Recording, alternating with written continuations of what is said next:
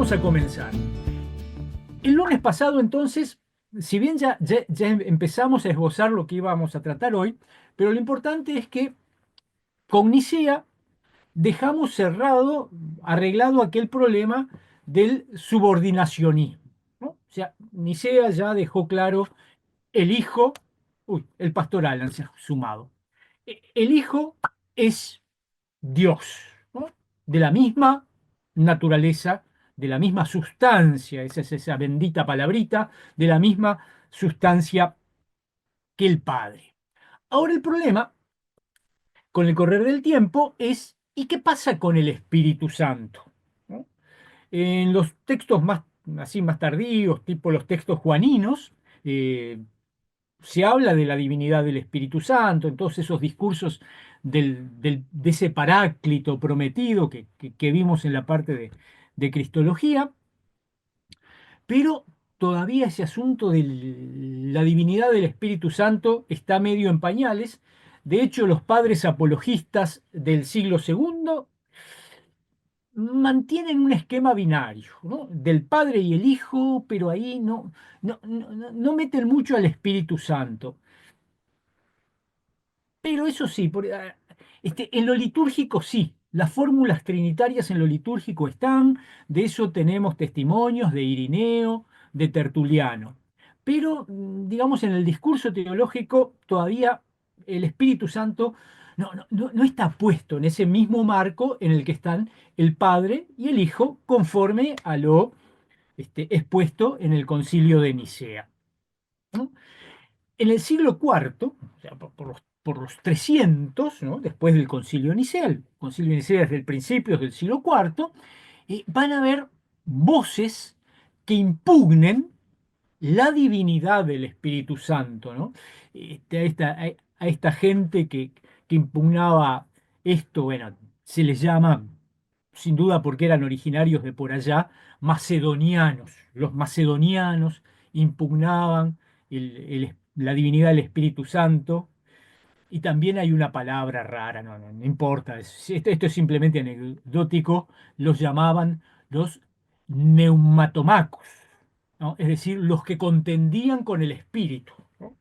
Este, bueno, entonces, ante esto, se van a levantar voces defendiendo la divinidad del Espíritu Santo. Y entre esas voces hay unas que son importantísimas porque son las que realmente ponen las bases del pensamiento teológico sobre el misterio de la Trinidad y, bueno, y otros asuntos, que son aquellos que llamamos los padres capadocios, porque eran oriundos de la región de Capadocia.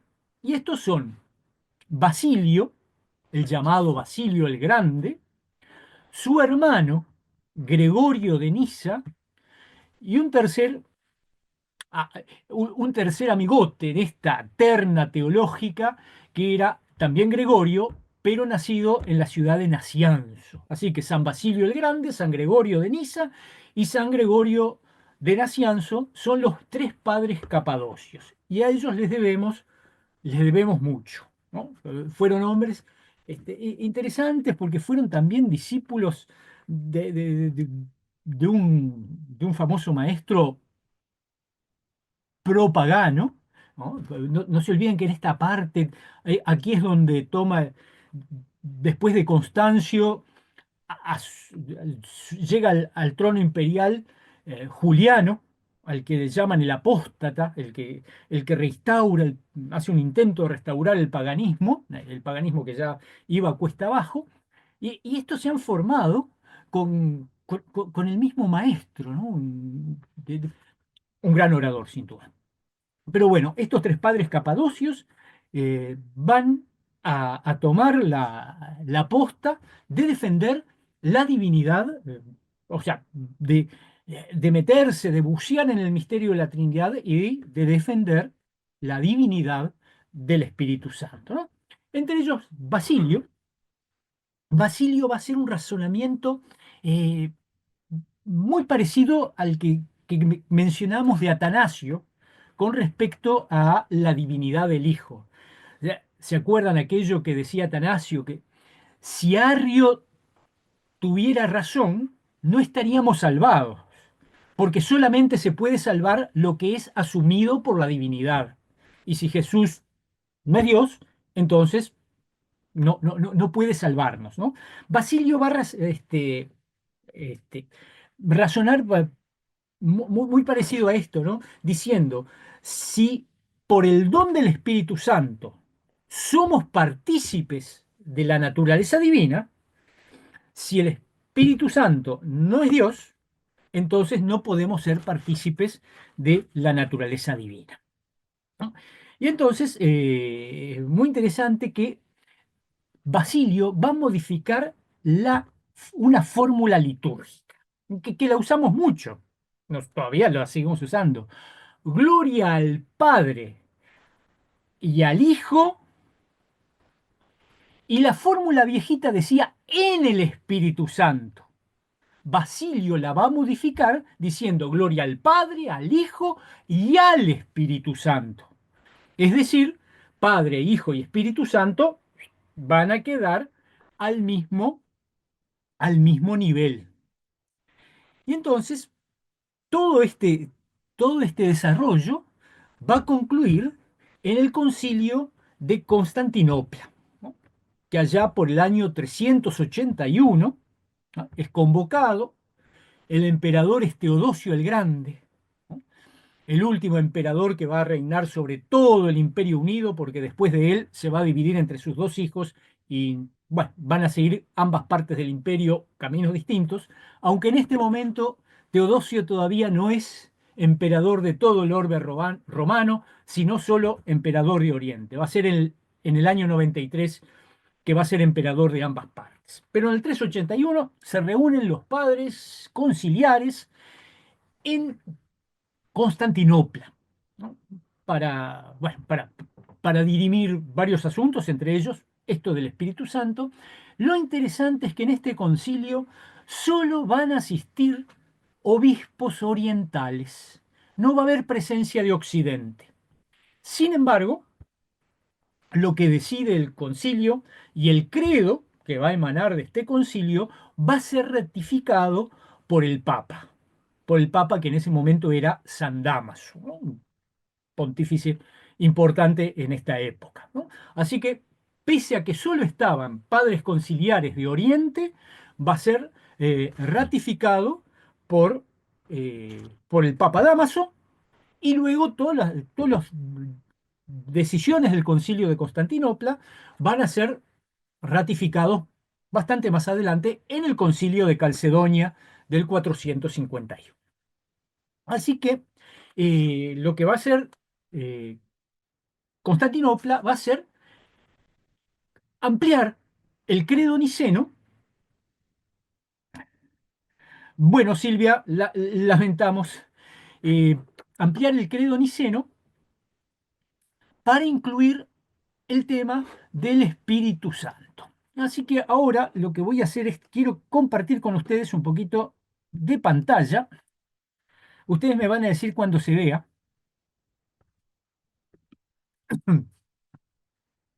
¿Ya se ve? Sí. Ahí está.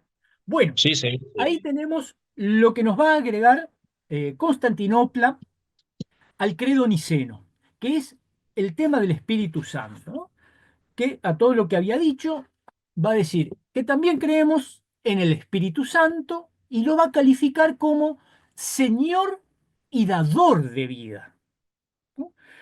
Con lo cual ya ahí lo está poniendo al nivel de divinidad, puesto que la palabra, me tomé la libertad de ponerlo también en griego, el griego es, que además queda bonito, ¿no? Pero acá, donde yo tengo el cursor, no sé si se ve mi cursor, ¿no? Bueno, bien, Se acá ve. donde tengo el cursor, que tenemos la palabra Kyrion, ¿no?, de Kyrios, es el Señor, ¿no?, que es como uno se refiere a Dios. Dios es el Señor, Jesús es el Señor, el Espíritu Santo, ¿no?, el Nevma Aion, también es Señor.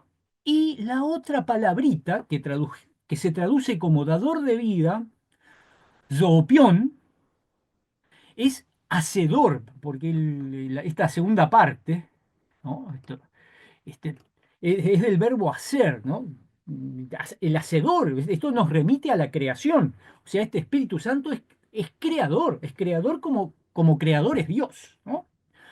Y lo que aclara el concilio es que procede del Padre, ¿no? Procede, ¿no? Acá tenemos esta preposición, ¿no? Que denota que viene de, ¿no? El verbo es proceder, ¿no?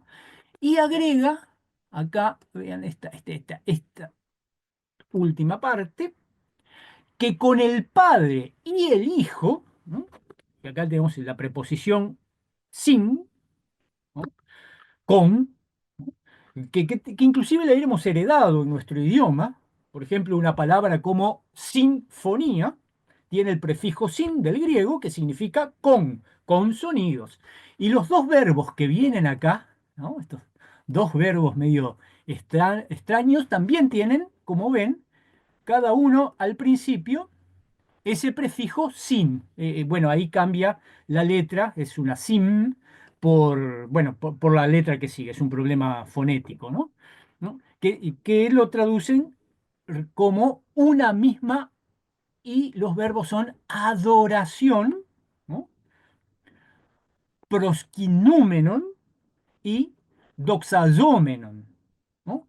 Adoración y gloria, ¿no? Esto de prosquinesis, ¿no? Adorar y doxa, gloria, ¿no? Que es lo que corresponde a Dios. Uno no puede adorar a otro ser que no sea Dios, ¿no? Y dar la gloria solo le corresponde a Dios. Así que el Concilio de Constantinopla nos dice que se le da la misma gloria, la misma adoración que al Padre y que al Hijo, ¿no? Que ya se había dicho en Nicea que eran Dios de la misma sustancia. Bueno, y después agrega esta última partecita, ¿no? Que es que habló por medio de los profetas o a través de los profetas, ¿no? Esa es la preposición dia, es a través, ¿no? De ahí, por ejemplo, nuestra palabra diagnóstico, ¿no? El conocimiento a través, ¿no? A través de los profetas, ¿no? Los santos profetas de Dios hablaron siendo inspirados por el Espíritu Santo, como también lo sostiene la Escritura. Así que entonces Constantinopla va a dejar en claro, y acá se acabó la controversia, el Espíritu Santo también es Dios, al igual que el Padre y el Hijo, ¿no? Entonces, para recapitular un poco cómo el pensamiento avanzó en los concilios, Nicea nos va a dejar en claro que el Padre y el Hijo son Dios de la misma sustancia, ¿no? Con aquella palabrita famosa, homoousios, ¿no?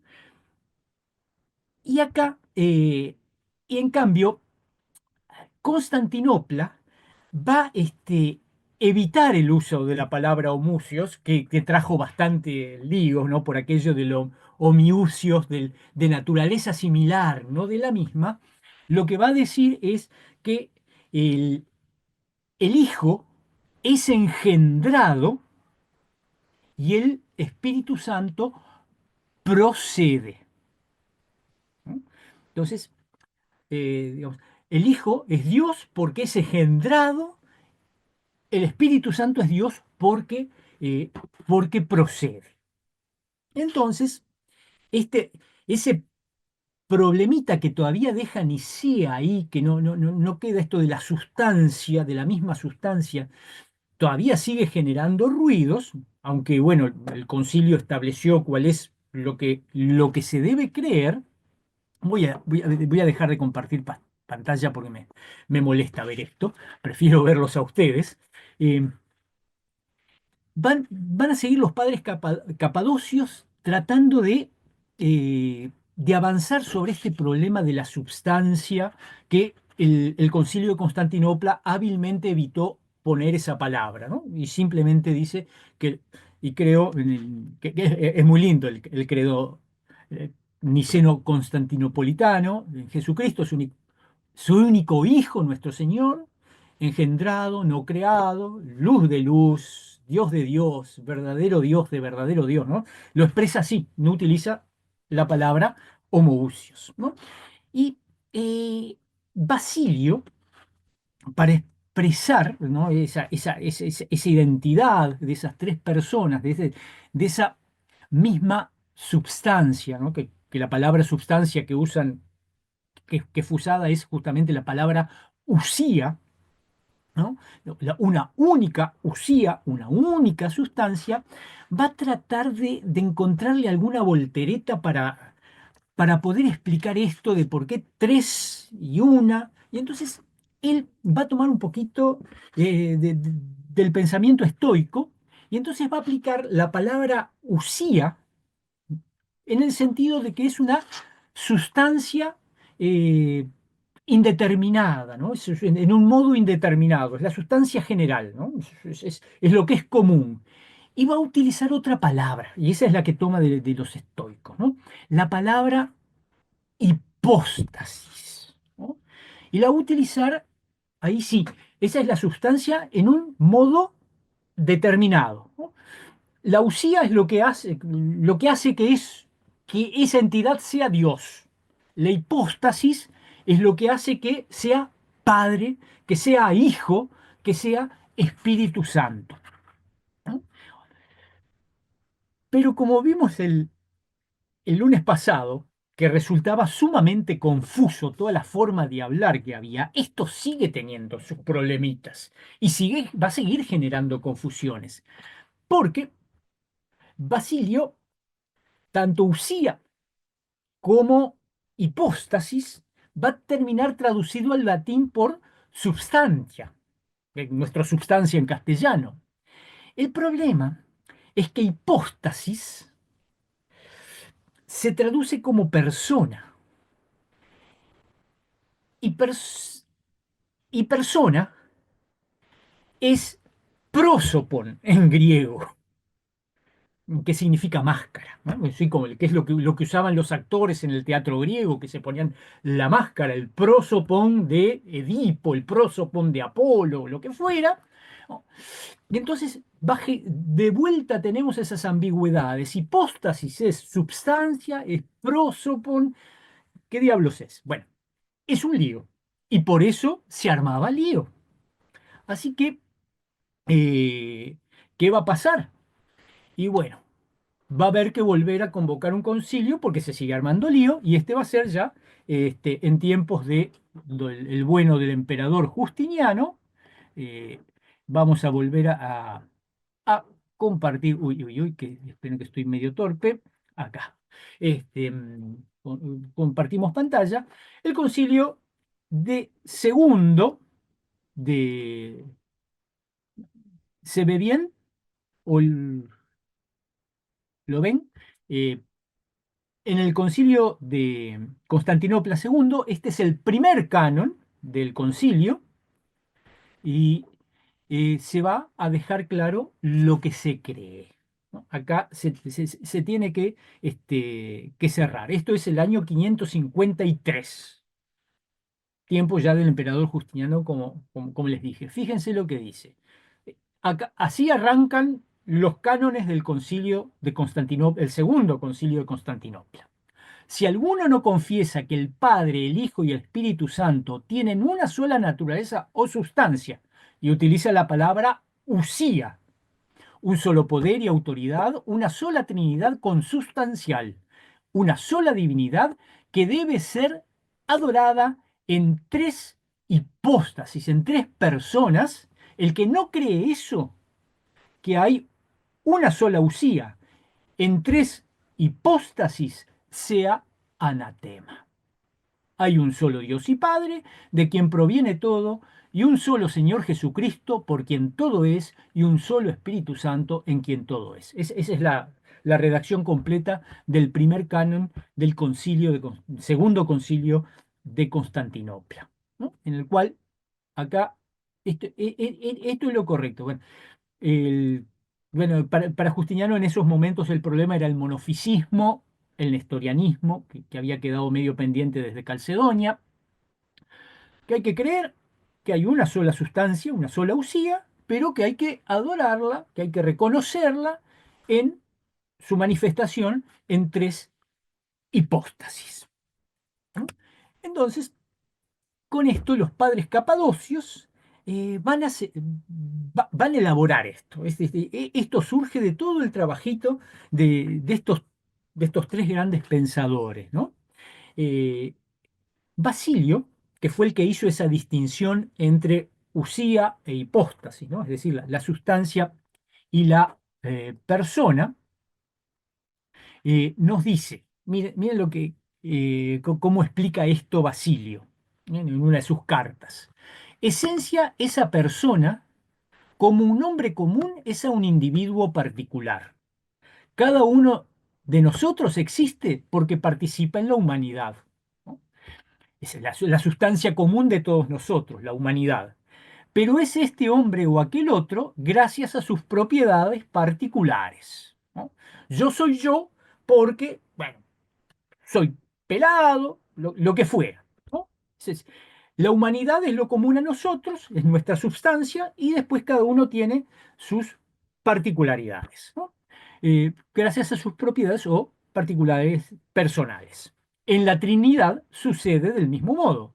El término esencia es nombre común, ¿no? Es lo que hace que todo sea Dios, mientras que persona indica una propiedad particular que distingue a uno como padre, al otro como hijo y al otro en su propiedad típica de santificar, ¿no?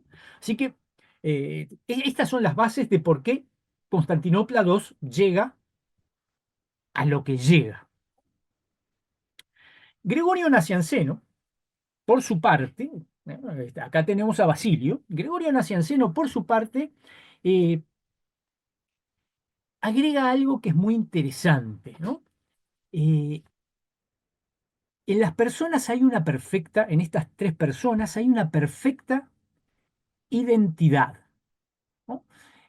Pero hay algo que las distingue, que es su relación. Y acá ya empezamos con algo interesante. Miren cómo dice. El nombre propio de aquel que no tiene origen es el de padre. El nombre propio de aquel que es engendrado, aún sin haber tenido comienzo, es el de hijo. El nombre de aquel que procede sin ser engendrado es el de Espíritu Santo, ¿no? Es decir, esta relación de uno es padre, otro es hijo y otro es Espíritu Santo queda, queda bien, tiene que quedar bien distinguible, ¿no? Eh, y Gregorio, el otro Gregorio, el hermano de Basilio, Gregorio de Nisa, va reforzar este asunto de la relación, que esta relación entre las tres personas es una relación inmutable. No, no hay cambios en esa relación. El Padre siempre es Padre, el Hijo siempre es Hijo, el Espíritu Santo siempre es Espíritu Santo. ¿Por qué? Pues porque la inmutabilidad es una parte de la naturaleza divina. Dios es inmutable. Por lo tanto, estas relaciones tienen que ser inmutables. Pero este hecho de ser Trinidad no divide la esencia divina. La esencia divina siempre es única. No hay más de un Dios, no puede ser fragmentado. Pero esta relación entre las personas es una relación inmutable, porque, ¿ya?, está al nivel de las propiedades, ¿no?, de la divinidad y, y no eh, en lo que es esencial, ¿no? Entonces, siempre va a mantenerse la unicidad, aunque la relación entre las tres personas sea inmutable, permanezca por siempre. Y como vean, con todo esto, pese a todos estos desarrollos de los padres capadocios, que sentaron justamente las bases, vamos a sacar esto, las bases del pensamiento, trinitario sigue siendo oscuro. El misterio de la Trinidad va a seguir siendo oscuro, no es una cosa y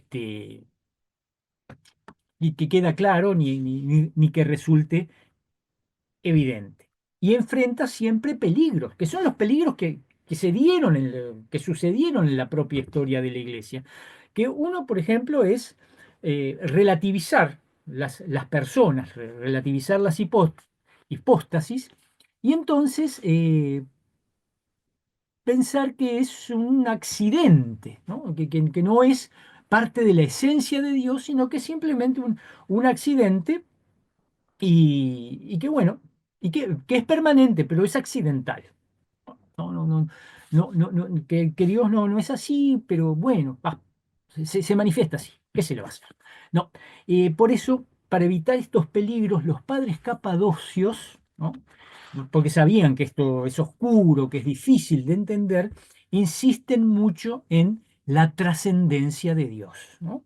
Dios es trascendente. Ellos van a utilizar una palabra, van a decir que Dios es aoristos, que no es, no se le puede poner límite, es indefinido, ¿no? Aoristo también se utiliza en gramática, es el pasado indefinido, ¿no? Pero es justo porque significa eso, que no tiene límite, que no hay definición, no puede ser encerrado en nuestros pensamientos. Ellos van a insistir mucho en esto. Por lo tanto, la teología que se va a empezar a desarrollar es una teología que se llama apofática, es decir, una teología negativa, de decir lo que no es, porque no se puede hacer afirmaciones porque Dios es trascendente, ¿no? Ya lo veíamos en el Antiguo Testamento, Dios es santo, está separado totalmente, por lo tanto uno no puede andar haciendo afirmaciones, Dios es tal cosa, Dios es tal otra, no, Dios no es, Dios no es como nosotros. Ese es el desarrollo, eso es lo que se llama una teología apofática. En lo contrapuesto sería una teología catafática, ¿no? Apo y catá son los dos prefijos que son opuestos, ¿no? Una teología positiva. Esta teología apofática con la que se lanzan los capadocios va a ser la que predomine en Oriente, por lo menos va desde de estos tiempos hasta el siglo XIV, ¿no? Con un gran teólogo ortodoxo, que es Gregorio Palamas, ¿no? La primacía en Oriente va a ser esta teología apofática, entonces, de lo que no es Dios, ¿no? Porque no es definible, sigue encerrado en un gran misterio. Por eso todo esto es oscuro y genera líos, ¿no? Bueno, y así se desarrollaron las cosas en el Oriente. ¿Qué pasa en Occidente? Que lo cual es un poquito más cercano a nosotros. Bueno, eh, en Occidente se va a desarrollar también el pensamiento de los padres capadocios, porque realmente son teólogos muy importantes. Y quizás la figura más emblemática de los padres occidentales es Agustín. ¿No? Agustín es un poco menor que los capadocios, una generación después. Agustín muere, los capadocios no llegan al siglo V. Agustín muere en el 430, ¿no? Y nace en la mitad del siglo IV. Y Agustín va a ser el que va a desarrollar, a poner las bases del pensamiento sobre la Trinidad en Occidente, del cual somos deudores, somos deudores del pensamiento de Agustín. Y tiene justamente una obra que no es de las más mentadas de él, pero que es una obra teológicamente muy importante. El nombre no es nada original, se llama De Trinitate, es decir, sobre la Trinidad, ¿no? Porque es sobre la Trinidad. Y ahí va a sintetizar el, el pensamiento que él heredó y lo va a profundizar y va a ser el pensamiento que predomine eh, que predomine en Occidente. Es lo que va a heredar, lo que va a estudiar Lutero, por ejemplo, y todos los pensadores como Tomás, Buenaventura, y todos esos grandes pensadores teológicos de Occidente van a estar apoyaditos sobre el pensamiento de Agustín. ¿No? Agustín tiene, puesto no solo en esto de la Trinidad, un método que es que él decía, el latín en eso es mucho más cortito para expresar las cosas. Uno para traducirlo tiene que dar volteretas, ¿no? Fides quaerens intellectum. Es decir, la fe que busca, eh, que busca la razonabilidad, ¿no? O sea, lo que quiere es partir de la experiencia de fe para lograr la posibilidad de pensar sin contradicciones las afirmaciones de la fe, ¿no? O sea, buscar las bases eh, de la razón, ¿no? De la fe. ¿No? Ese va a ser el método de Agustín. Y entonces, Agustín, para meterse con el problema de la Trinidad, va a tomar algo, ¿no? Que es que para caracterizar las personas divinas, estas tres personas, estas tres hipóstasis, él se va a apoyar en el tema de la relación. ¿No? ¿No? Para Agustín, tema de la relación es sumamente importante en el tema de la Trinidad. Y hay que acá hacer unas precisiones. Aristóteles, ¿no? ¿Vale? La filosofía griega, la filosofía contemporánea de Agustín, la filosofía que Agustín también estudió, decía que las, el ser, ¿no? Los seres tienen 10, hay 10 categorías, eso es lo que propone Aristóteles, 10 categorías fundamentales del ser. Y una de esas 10 categorías es justamente la relación.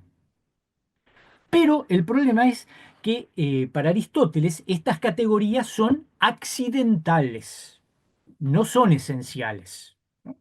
Un accidente es aquello que es una propiedad mía, pero que no, si cambia no dejo de ser lo que soy. O sea, yo soy un ser humano y tengo los ojos castaños. Si tuviera los ojos verdes, sigo siendo humano. ¿No? O sea, el color de los ojos es un accidente para el ser humano. Bueno, para Aristóteles la relación es accidental, ¿no? Pero lo que va a decir San Agustín es que en la Trinidad la relación no es accidental, sino que la relación es substancial, es parte de la esencia de Dios, no es un mero accidente. Sin la relación, entonces deja de ser Dios, porque atañe a la substancia de Dios, ¿no? Él va a expresar, Dios existe en forma de relación.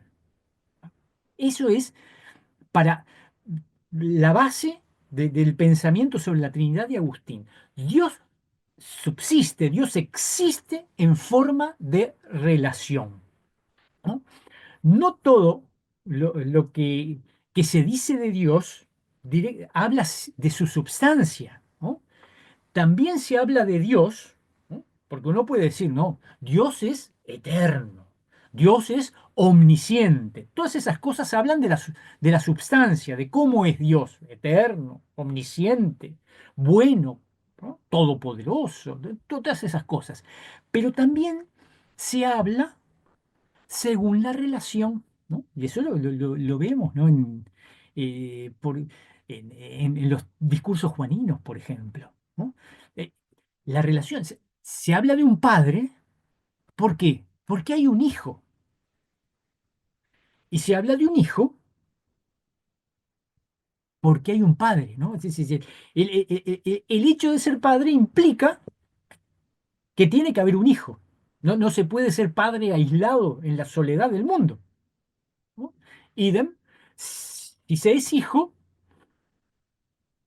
tiene que haber un padre. Entonces, siempre va a haber una relación. Y esto también, cuando uno habla de eso, está hablando de Dios, está hablando de la naturaleza de Dios, de la misma manera que cuando dice Dios es todopoderoso. ¿No? O sea, no todo lo que uno dice de Dios predica sobre su substancia. También se dicen cosas de Dios que predican sobre su naturaleza relacional. ¿No? Claro que esto queda muy clarito con padre y hijo, con padre e hijo, perdón. Pero, y el Espíritu Santo, que ahí queda medio un poquito más confuso. Bueno, el padre del hijo, a primera vista, no se ve eso de relación, pero el padre el Espíritu Santo viene del padre, viene del hijo, por lo tanto la relación es doble. Sí, sí, sigue siendo relacional. Hay un Espíritu Santo porque hay un Padre que da el Espíritu Santo. Hay un Señor que dice, recibid el Espíritu Santo. ¿No? Hay una relación. Hay Espíritu Santo porque hay alguien que lo da. Es don de Dios, es don de Cristo resucitado. Por lo tanto, hay una relación presente y es doble en el caso del Espíritu Santo porque es con el Padre y con el Hijo. ¿No? ¿No? Así que lo que tiene que quedar claro es que estas relaciones no son accidentes en Dios, son parte de la propia sustancia de Dios. ¿No? Con esto, ¿a qué llegamos? ¿No? A que se va a romper algo que quedaba muy clarito en la filosofía griega. ¿No? Todos los seres son seres en sí. Es decir, el perro es perro por su propia perridad, pero Dios no es un ser en sí, es un ser para, es un ser en relación. ¿No?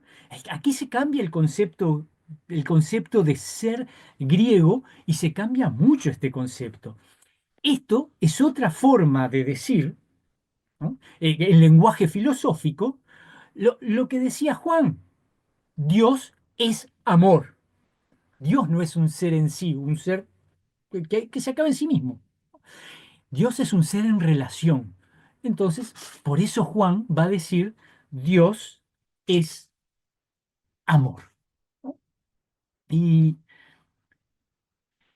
esto que plantea San Agustín es interesante, es- va a seguir, digamos, trabajándose, quien lo va a tomar, sin duda, es Tomás, después va a ser el que va a dar el acabado a todos los cabitos sueltos que le quedaron a Agustín, pero digamos como fuerza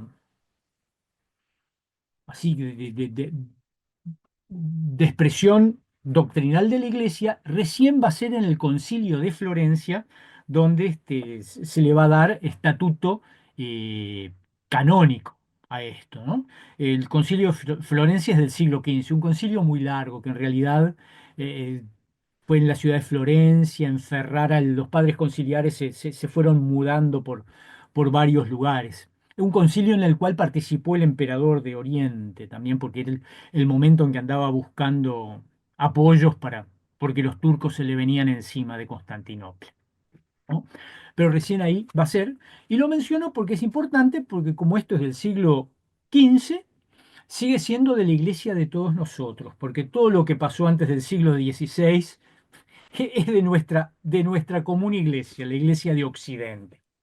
Bien, así que entonces, Agustín fue, digamos, un pensador que, que abre puertas, abre caminos, pero en realidad él no llega a profundizar mucho esta relación entre lo que es esta relación substancial, que es lo que él pone de sí mismo, y la idea de las tres hipóstasis de los capadocios, ¿no?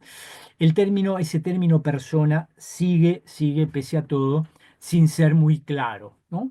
Con el riesgo siempre de caer en un triteísmo, es decir, hablar de tres dioses. ese riesgo va a estar siempre ahí agazapado, ¿no? Por porque sigue siendo confuso el problema de las personas. Recién, digamos, vamos a tener que esperar a la síntesis de Santo Tomás, que es el que le va a poner el moñito quizás a todo este tema, ¿no? Volviendo a Agustín, de cómo trataba de manejar el misterio de la Trinidad, Agustín, bueno, Agustín recurría a analogías. Eh, una de ellas es la que él llama la analogía del espíritu, ¿no? Y dice que la Trinidad refleja de alguna manera eh, las, las facultades humanas. ¿Eh? Y esto, bueno, él se basa en que la expresión de Génesis, hagamos al hombre a nuestra imagen y semejanza. Entonces, bueno, lo que hay que hacer es encontrar en el ser humano la imagen trinitaria, ¿no? El ser humano, dice Agustín, tiene memoria de sí, ¿no? Se conoce a sí mismo y se ama, ¿no? En el plano de la gracia, el ser humano tiene memoria de Dios, tiene conocimiento de Dios y tiene amor de Dios. Entonces, él dice que así también sucede con Dios, ¿no? Es memoria, es entendimiento y es amor, ¿no? El Padre es memoria, el Verbo, el Hijo, es entendimiento y el Espíritu Santo, la voluntad, es el amor. Como ven, esto es una manía muy agustiniana, que es privilegiar mucho la vida interior, ¿no? Todo lo que tiene que ver con el interior del ser humano, en la obra agustiniana va a tener mucha relevancia, ¿no? Otra analogía que usa Agustín, que es interesante, parte justamente de lo que dice el capítulo 4, la primera carta de Juan, ¿no? Dios es amor. Dios es amor. Entonces, va a interpretar el misterio de la Trinidad con esta analogía en términos de amor. Es decir, amante, amado y amor. El Padre es el amante, el amado, el Hijo, y el Espíritu Santo es justamente el vínculo del amor. Y a partir de esto él va a resaltar mucho que la reciprocidad del amor entre los creyentes es justamente espejo de la Trinidad, ¿no? Ámense los unos a los otros como yo los he amado, ¿no? Aunque no, él tiene sus reparos, ¿no? Porque ve que con el ser humano esta analogía del amor mucho no funciona. No, sin duda será porque no amamos tanto como el Señor quiere que amemos. Bueno, y así, con estos desarrollos de Agustín, llegamos al fin de la edad patrística con un personaje, ¿no? Piensen que esto estamos hablando del año 750, ¿no? Más o menos cuando, para que se ubiquen en la historia de Europa, en la historia secular de Europa, es cuando nace Carlomagno, ¿no? Aquí termina la época patrística con el último padre, que es San Juan Damasceno, ¿no? Que muere ahí por el 750. Y San Juan Damasceno nos va a aportar una palabrita que es una joya, ¿no? Y como es importante, me tomo la libertad de compartir pantalla para que la vean escrita, ¿no? Porque acá tenemos muchas palabritas raras. Share, acá.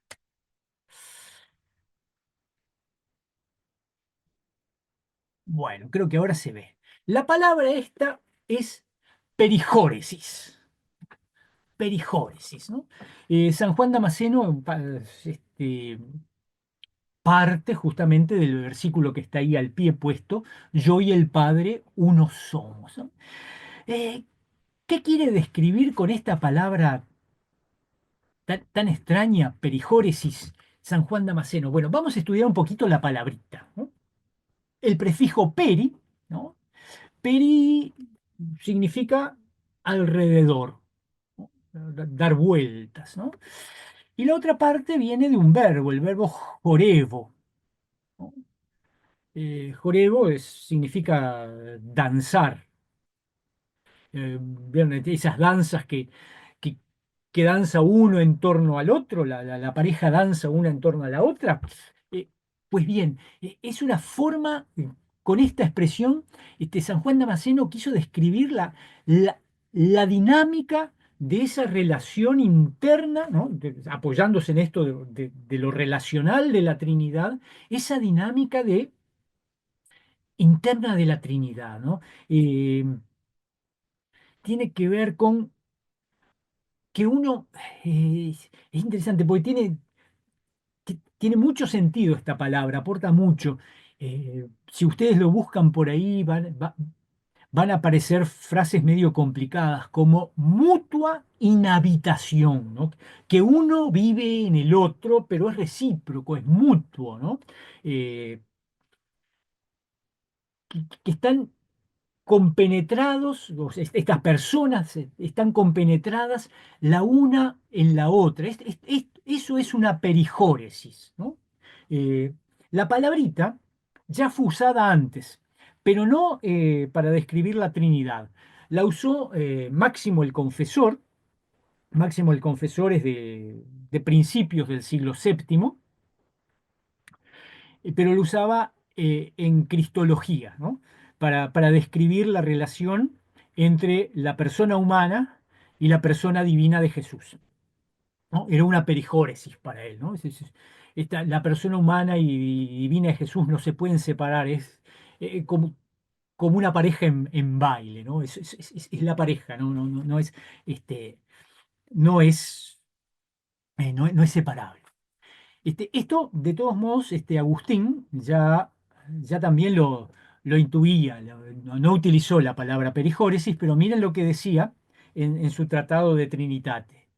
Cada uno está en sí y en relación a los otros, está enteramente en el otro, que por su parte representa al ser entero, de suerte que cada uno está en los otros dos y los otros dos en cada uno, y así está todo en todos, ¿no?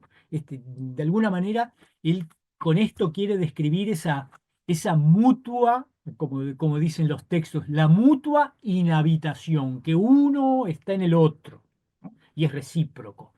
O esto de el- la, la compenetración de uno en el otro. El Padre está en el Hijo y en el Espíritu Santo, como el Hijo está en el Padre y el Espíritu Santo, y el Espíritu Santo en el Padre y en el Hijo, pero no hay confusión, ¿no? Este, bueno, todo esto es ese concepto que aportó, esa palabrita que aportó Juan de Damasco, perijóresis, que es muy interesante cómo se traduce al latín, porque al latín se ha traducido con dos palabras, que cada una aporta lo suyo, ¿no? Y es lo último que vamos a compartir acá. San Buenaventura, un santo franciscano, lo va a traducir perijóresis como circuminquesio. Y Santo Tomás, ¿vale? Dominico, lo va a traducir como circumincesio, ¿no? Lo de circum es el peri, ¿no? Esto de alrededor, ¿no? Y Buenaventura inquesio, ¿no? Eso de mm, que tiene que ver con lo del baile, ¿no? Eso, lo del movimiento dinámico, ¿no? Eso de estar todo alrededor de lo mismo. En cambio, lo de Santo Tomás a- va más digamos, no, algo más estático, ¿no? Que sesio viene de sedere, ¿no? De sentarse, que están sentados en el mismo lugar, ¿no? Son tres, pero se sientan en el mismo lugar, ¿no? Ocupan el mismo lugar, ¿no? De alguna manera, bueno, no es muy fácil esto de traducir. Cada uno de ellos ha tomado una mirada, una un poco más dinámica que la otra, pero para apuntar a lo mismo, a ese concepto de que eh, cada uno muestra el todo y en cada uno está el todo, ¿no? Ese es ese concepto de perijóresis, ¿no?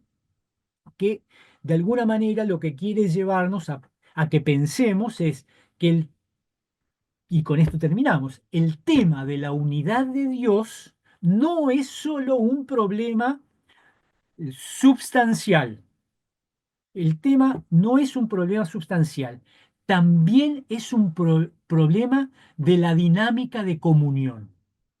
Y esto va a tener sus consecuencias muy interesantes. No sé quién hace una mirada que le dice a alguien en el mensajito, qué interesante la metáfora de la danza, ¿no? Que representa la interdependencia. Sí, eso es lo que buscaba San Juan Damasceno. Pero bueno, fue usted. Bien.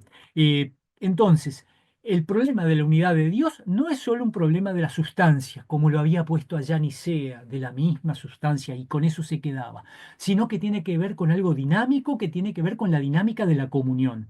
Es decir, que si nosotros queremos ser, digamos, vivir la fe en este Dios, también tenemos que entrar en una dinámica de comunión, porque Dios mismo es comunión.